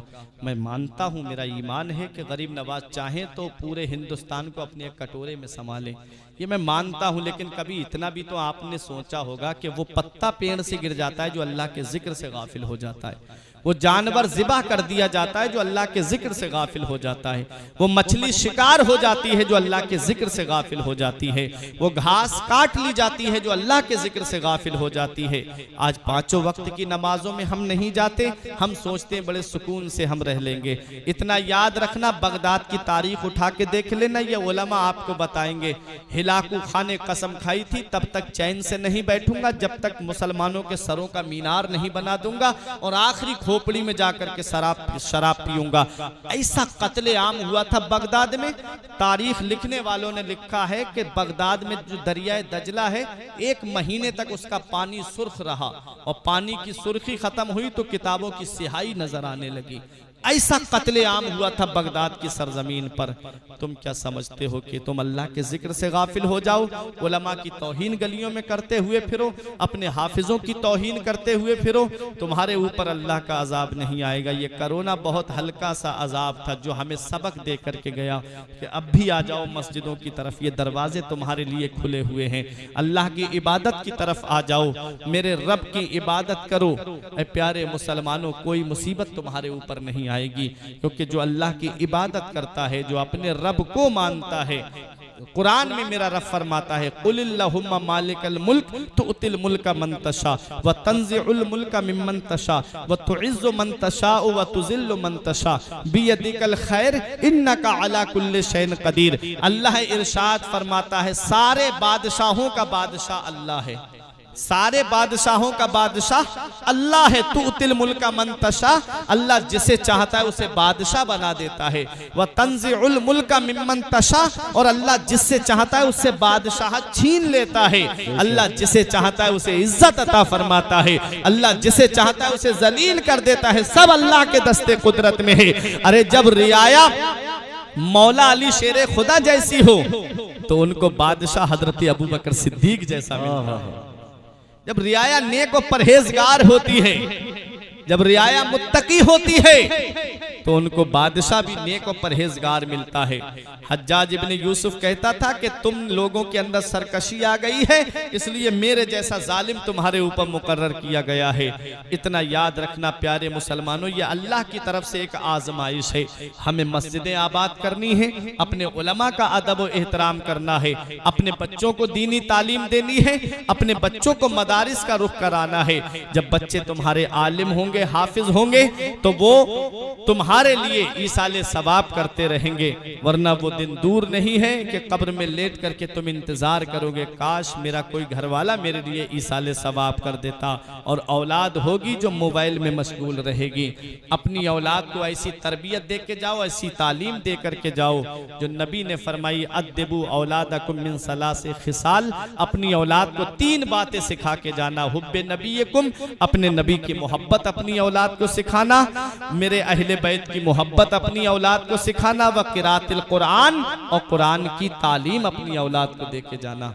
कुरान सिखा करके अपनी औलाद को जाना। अगर औलाद को तालीम नहीं दी, इमाम गजाली फरमाते हैं यह औलाद अपने बाप को खींच के लाएगी रब की बारगाह में, मेरे मौला मेरा बाप मुझे भूखा रख देता, ये मुझे गवारा था, इसने मुझे अनपढ़ रखा, जाहिल रखा, कुरान की तालीम इसने मुझे नहीं दिलवाई, इसलिए आज जहन्नम में मैं अकेला नहीं जाऊंगा बल्कि अपने बाप को अपने साथ लेके जाऊंगा। अपनी औलाद को दीनी तालीम दो, मदरसों का रुख कराओ, इन उलमाए किराम के अदब व एहतराम को करते रहो, इन उलमाए किराम की ताज़ीम व तौकीर करते रहो। मैंने जो आयत पढ़ी थी, इन औलियाउहु इल्लल मुत्तकून, जो अल्लाह के वली होते हैं वो परहेजगार ही होते हैं।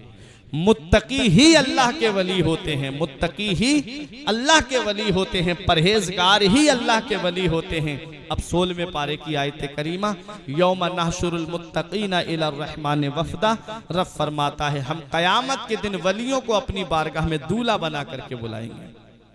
कयामत के दिन हम वलियों को अपनी बारगाह में दूल्हा बना करके बुलाएंगे। वो लोग जो कहते हैं कि नबी मर के मिट्टी में मिल गए माज़अल्लाह, और वलियों की शान में अलग गुस्ताखियां, उनके लिए रब कुरान में फरमाता व नसूकुल मुजरिमीना इला जहन्नम विरदा, और जो औलिया किराम से नफरत करने वाले हैं, इनसे जलने वाले हैं, उनको जहन्नम की तरफ प्यासा हाँका जाएगा। उन्हें जहन्नम की तरफ फरिश्ते प्यासा हाँकते हुए ले जाएंगे। हम अल्हम्दुलिल्लाह गौसे आजम से मोहब्बत करने वाले हैं, हम मखदूम अशरफ जहांगीर सिमनानी से मोहब्बत करने वाले हैं, हम साबिर पाक कलियरी से मोहब्बत करने वाले हैं। मुझे बताओ ए कुदर की वालों, अगर बारात बगैर दूल्हा के चली जाए तो क्या उस बारात की इज्जत होती है? क्या उस बारात को खाना मिलता है? दूल्हा को घर बिठा दो और बारात लेकर के लड़की वाले के यहाँ पहुंच जाओ तो उस बारात की इज्जत नहीं होती है, उस बारात की कोई कद्र मंजिलत नहीं जानता है। और जैसे ही दूल्हा की गाड़ी पहुंचती है फौरन नाश्ता शुरू, फौरन खाना शुरू हो जाता है। रब कुरान में फरमाता है हम कयामत के दिन वलियों को अपनी बारगाह में दूल्हा बना करके बुलाएंगे। अरे जब वली दूल्हा बन के जा रहे होंगे तो उनके बाराती कौन होंगे? उनके बाराती वही होंगे जो वलियों से मोहब्बत करने वाले हैं, जो वलियों से प्यार करने वाले हैं। अरे जब रब की बारगाह में हुजूर ताजुश शरिया दूल्हा बन के जा रहे होंगे तो ताजुश शरिया से मोहब्बत करने वाले उनके पीछे पीछे बाराती बन के जा रहे होंगे। जब मुफ्ती आजम दूल्हा बन के जा रहे होंगे तो नूरी उनके पीछे पीछे बाराती बन के जा रहे होंगे। जब आला हजरत दूल्हा बन के जा रहे होंगे तो रज़बी उनके पीछे पीछे बाराती बन के जा रहे होंगे। अरे जब मुफस्सिर कुरान हुजूर सैयद नईमुद्दीन मुरादाबादी सदरुल अफाजिल रब की बारगाह में दूल्हा बन के जा रहे होंगे तो नईमी उनके पीछे पीछे बाराती बन के जा रहे होंगे। और आगे बढ़ो, जब साबिर पाक दूल्हा बन के जा रहे होंगे तो साबिरी उनके पीछे बाराती बन के जा रहे होंगे। अरे जब देवा के वारिसे पाक रब की बारगाह में दूल्हा बन के जा रहे होंगे तो उनके सच्चे गुलाम पीछे पीछे बाराती बन के जा रहे होंगे। अरे जब मखदूम अशरफ जहांगीर सिमनानी रब की बारगाह में दूल्हा बन के जा रहे होंगे तो अशरफी गुलाम उनके पीछे पीछे बाराती बन के जा रहे होंगे। अरे जब गरीब नवाज रब की बारगाह में दूल्हा बन के जा रहे होंगे तो चिश्ती उनके पीछे पीछे बाराती बन के जा रहे होंगे। जब गौसे आजम रब की बारगाह में दूल्हा बन के जा रहे होंगे तो कादरी गुलाम उनके पीछे पीछे बाराती बन के जा रहे होंगे। दूल्हा बनाए जाएंगे। जब गौस हश्र में हम कादरी भी जाएंगे उनकी बारात में, हम भी जाएंगे उनकी बारात में। यौम नहशुरुल मुत्तकीना इला रहमान वफदा व नसूकुल मुजरिमीना इला जहन्नमा विरदा। रब फरमाता हम कयामत के दिन वलियों को अपनी बारगाह में दूल्हा बना के बुलाएंगे और जो इनसे नफरत करने वाले उन्हें जहन्नम में प्यासा हाका जाएगा। अल्हम्दुलिल्लाह हम सब औलिया किराम से मोहब्बत करने वाले हैं, औलिया किराम से प्यार करने वाले हैं। अल्लाह इस मोहब्बत को सलामत रखे। मैं दुआ करता हूँ मेरे कुछ अर्ज करने में सबकत लिसानी की वजह से या बतकाज़ा बशरियत कोई गलती हो गई मौला मुझे माफ़ फरमाए। अस्तगफिरुल्लाह रब्बी मिन कुल्लि ज़ंबि व अतूबु इलैहि। कलमा तय्यब पढ़े ला इलाहा इल्लल्लाहु मुहम्मदुर रसूलुल्लाह सल्लल्लाहु तआला अलैहि। अरे जब आम इंसान की रूह का ताल्लुक बदन से रहता है तो बगदाद के गौसे आजम का ताल्लुक क्यों नहीं होगा? और जब गौसे आजम का ताल्लुक उनके बदन से है तो फिर मदीने वाले मुस्तफा की शान का आलम क्या होगा? मेरा इमाम पुकार के कहता है तू जिंदा है वल्लाह, तू जिंदा है वल्लाह, तू जिंदा है वल्लाह, तू जिंदा है वल्लाह, मेरी चश्मे आलम से छुप जाने वाले। वाह वाह वाह, बहुत नारे तकबीर, नारे रिसालत, मसल के आला हजरत, ख्वाजा का हिंदुस्तान, शकरस का सुन्नी मुसलमान, हजरत अल्लामा फुरकान मंजरी साहब किबला। इश्क मोहब्बत, इश्क मोहब्बत, माशाअल्लाह। अब रूह में भी दो बातें हैं, सुने, अब रूह में भी दो बातें हैं। एक है रूह और एक है रूहानियत। एक है रूह और एक है रूहानियत। जैसे इंसान इंसानियत, आदमी आदमियत। इंसान इंसानियत में जमीन और आसमान का फर्क है और आदमी आदमियत में जमीन और आसमान का फर्क है। जैसे मैं सख्त प्यासा हूं, मुझे प्यास लगी है, कारी जाहिद ने मुझे पानी ला करके दिया, इतने में शरीफ भाई आ गए, बोले मुझे भी प्यास लगी है। अब ये पानी मुझे खुद प्यास लगी थी, मैंने नहीं पिया, शरीफ भाई को पिला दिया। ये इंसान नहीं बल्कि इंसानियत पिला रही है, ये आदमी नहीं बल्कि आदमियत पिला रही है। और रूह का एक महदूद दायरा होता है, रूह अपने महदूद दायरे में काम करती है। जैसे मेरे जिस्म के अंदर रूह है, कारी जाहिद के अंदर रूह है, शरीफ भाई के अंदर रूह है, ये रूह वाले हैं। रूह का एक महदूद दायरा होता है। जैसे मैं 1 फीट या 2 फीट दूर रखी चीज उठा सकता हूँ, ऐसा हो सकता है मैं यहाँ हूँ और बहेड़ी के अंदर से कोई चीज उठा के आपके सामने सामने रख दूं, ऐसा नहीं हो सकता। मेरे पैरों के अंदर रूह है, मैं 1 फीट या 2 फीट पे कदम रख सकता हूं, ऐसा नहीं हो सकता मैं यहां से कदम बढ़ाऊं और बरेली की गलियों में रख दूं, क्योंकि मेरे अंदर रूह है, रूह का एक महदूद दायरा है। ऐ प्यारे मुसलमानों, जिसको अल्लाह रूह देता है वो एक महदूद दायरे में उसकी रूह काम करती है, और रूह के साथ में जिसे अल्लाह रूहानियत अता फरमाता है वो माँ के पेट में होते हैं तो लौहे महफूज पे चलने वाले कलम की आवाज को सुन लिया करते हैं। जिसे अल्लाह रूहानियत देता है वो फरमाते नजर तो इला बिलादिल्लाही जमा का खरदालतिन अला हुक्म इत्तिसाली, मैं अल्लाह के तमाम शहरों को ऐसे देख रहा हूँ जैसे कोई अपनी हथेली पर राई के दाने को देख रहा हो। अल्लाह जिसे रूहानियत देता है उसका नाम मिटता नहीं है, अल्लाह जिसे रूहानियत देता है उसका नाम लोगों के दिलों में बाकी रहता है, अल्लाह जिसे रूहानियत देता है उसका नाम हमेशा जिंदा रहता है। आओ रूहानियत की बात आ गई, अब मैं उसे रूहानियत वाले एक बुजुर्ग की तरफ लेके चलता हूँ। नौजवान हमारे यहाँ पर भी हैं, नौजवान तुम्हारे यहाँ पर भी हैं। ऐ नौजवानों जरा सीखो, आज हमारी जिंदगी का जब हम अपनी जिंदगी का जायजा लेंगे तो आज हमारी जिंदगी कैसे कटती है। आज हमारी जिंदगी मोबाइल की स्क्रीन पे कट रही है, किसी की जिंदगी टीवी की स्क्रीन पे कट रही है, कोई व्हाट्सएप पे जिंदगी गुजार रहा है, कोई फेसबुक देख करके अपनी जिंदगी बर्बाद कर रहा है, कोई यूट्यूब के ऊपर अपनी नजरें खराब कर रहा है। आज हमारी जिंदगी इस हाल में गुजर रही है, और आओ आज हमारे नौजवान अपनी जिंदगी को इस हाल में गुजार रहे हैं। और एक वो भी नौजवान था जो दिन को रोजा रखता, रात को अल्लाह की इबादत करता, दरिया के किनारे बैठे हुए हैं। आज भूख ने बेचैन कर दिया है, शिद्दत की भूख लगी हुई है, सोच रहे हैं कोई मुबाह चीज मिल जाए उठा करके खा लूं ताकि मेरे पेट की भूख मिट जाए। दरिया में एक सेब बहता हुआ आया, उस सेब को उठाया, भूख ज्यादा थी, बगैर सोचे समझे सेब का एक लुकमा खा लिया। एक लुकमे का खाना था, हल्क से नीचे सेब का एक कतरा उतरा। अचानक तकबे ने झंझोड़ के कह दिया, ए अबू स्वाले ये तुमने क्या कर दिया, ये सेब किसी बाग का है और बाग का कोई मालिक होगा, तुमने बगैर मालिक की मर्जी के ये सेब खा लिया है। अबू स्वाले कयामत में तुम बाग के मालिक को क्या जवाब दोगे। तकबे ने झंझोड़ के रख दिया, परहेजगारी ने झंझोड़ करके रख दिया।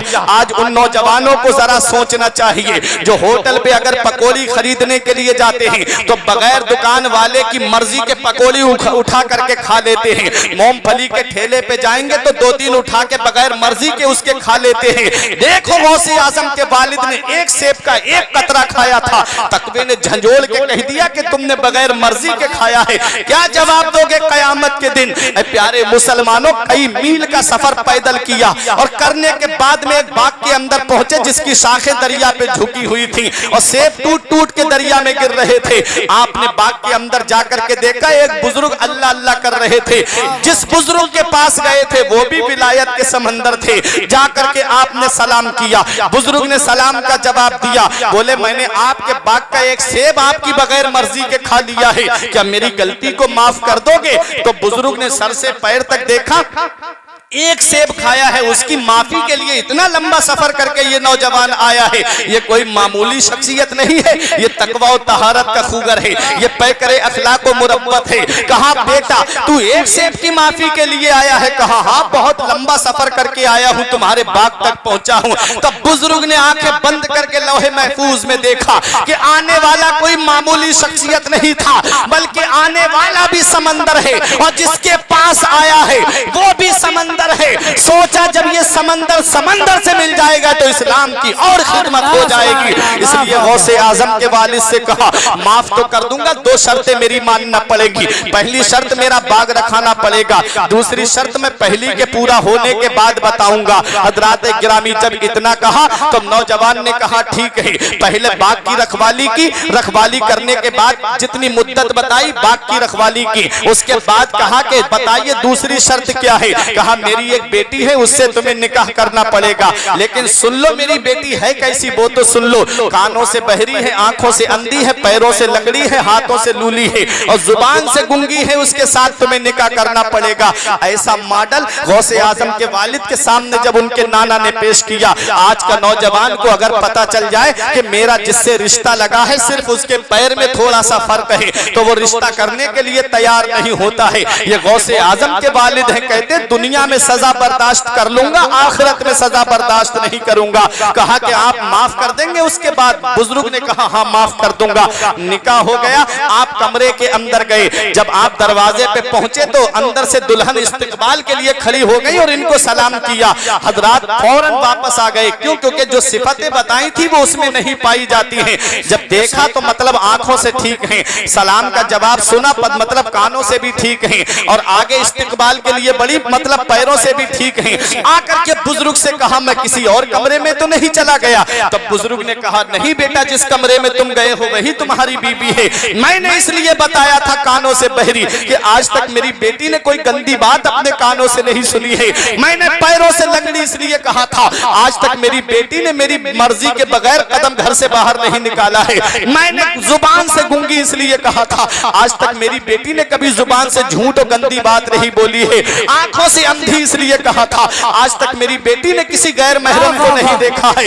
ऐ सकरस के जिंदा दिल मुसलमानों, जब बाप परहेजगार होता है और जब मां मुत्तकिया होती है, अरे बाप जब नेक होता है और मां जब तकवे वाली होती है, तो ऐसे गुलशन में जो फूल खिलता है उसी फूल को दुनिया कुतबे रब्बानी महबूबे सुबहानी के नाम से जानती है, उसी फूल को दुनिया गौसे आजम के नाम से जानती है। इसीलिए मेरा इमाम पुकार के कहता है, वाह क्या मर्तबा ऐ गौस है बाला तेरा, ऊंचे ऊंचों के सरों से कदम आला तेरा। नारे तकबीर, नारे रिसालत, नारे गौसियत, जश्ने गौसुल वरा, पैगाम अमन कॉन्फ्रेंस, सरजमीन शकरस, हजरत अल्लामा मौलाना फुरकान मंजरी।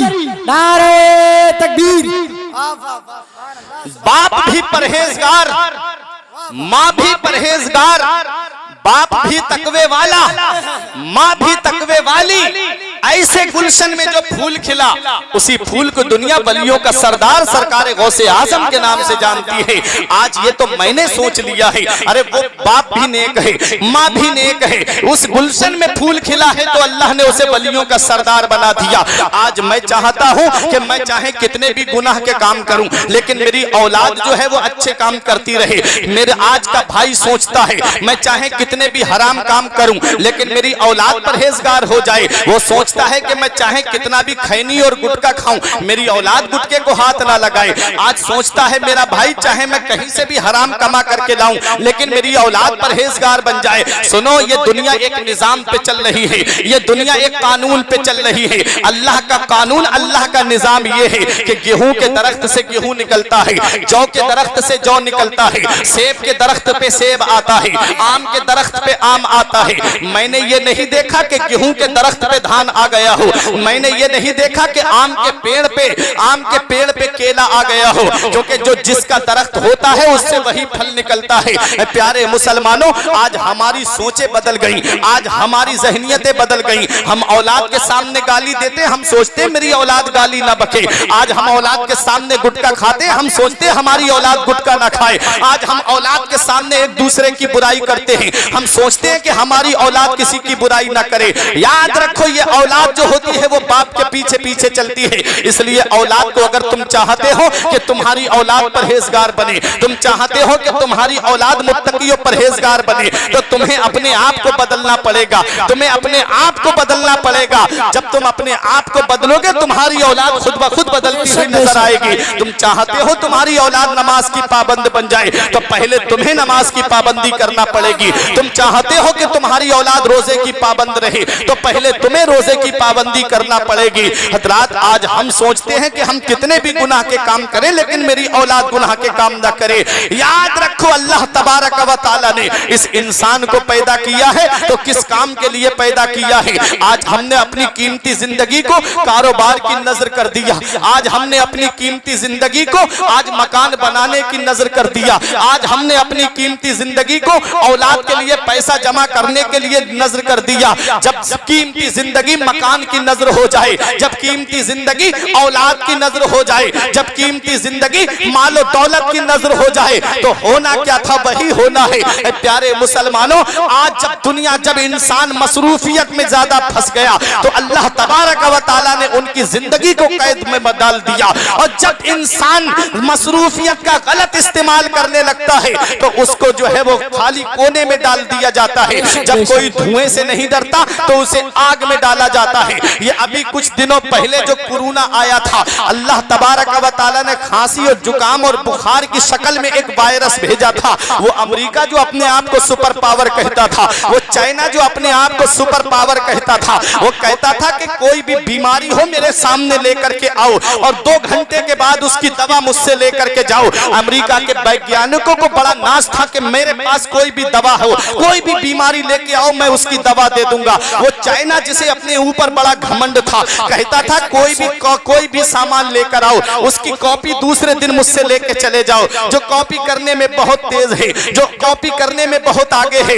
अल्लाह तबारक व तआला ने इन इंसानों की अक्ल को ठिकाने लगाने के लिए एक हल्का सा अजाब कोरोना वायरस की शक्ल में भेजा। अमेरिका के एयरपोर्ट पे कुत्ते की आवाज आने लगी, चाइना के एयरपोर्ट पे बिल्लियां लौटने लगी, ऐसे ताले पड़ गए, सन्नाटा छा गया। एयरपोर्ट पे आदमी का नामो निशान नहीं, चाइना के एयरपोर्ट पे आदमी का नामो निशान नहीं। कहां गया चाइना का गुरूर, कहां गया अमेरिका का गुरूर जो कहता था कि कोई भी बीमारी लेके आओ, उसकी दवा मुझसे ले जाओ। अमेरिका के वैज्ञानिक घुटनों के बल गिर गए। आज 1.5 साल हो गया है, आज तक वो कोरोना की दवा नहीं बना पाए। आज जो वैक्सीन आई है वो लगवा ली जाए, तब भी कहा जा रहा है मास्क लगा के रखें, तब भी कहा जा रहा है सोशल डिस्टेंसिंग बना के रखें, उचित दूरी बना के रखें। मतलब क्या है, वैक्सीन आ गई है लेकिन यकीन नहीं है कि इंसान ठीक हो पाएगा कि नहीं हो पाएगा। वरना उचित दूरी बनाने का मतलब क्या, वरना मास्क लगवाने का मतलब क्या।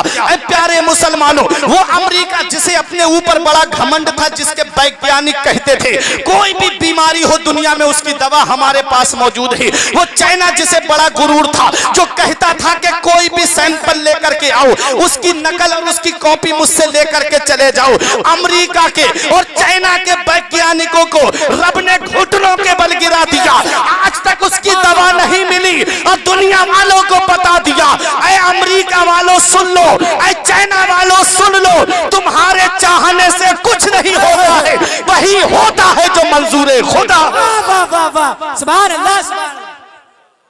तुम्हारे नारे तकबीर, नारे रिसालत, नारे गौसियत, मसलके आला हजरत, नारे तकबीर।